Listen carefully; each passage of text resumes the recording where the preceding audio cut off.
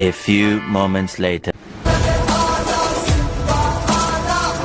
દારૂની બોટલવાળો જે પણ વિડીયો કાલે મારાથી વાયરલ થઈ ગયો હતો તેની માટે હું માફી માગું છું. હવે પછી આગળથી આ કામ નહીં કરે.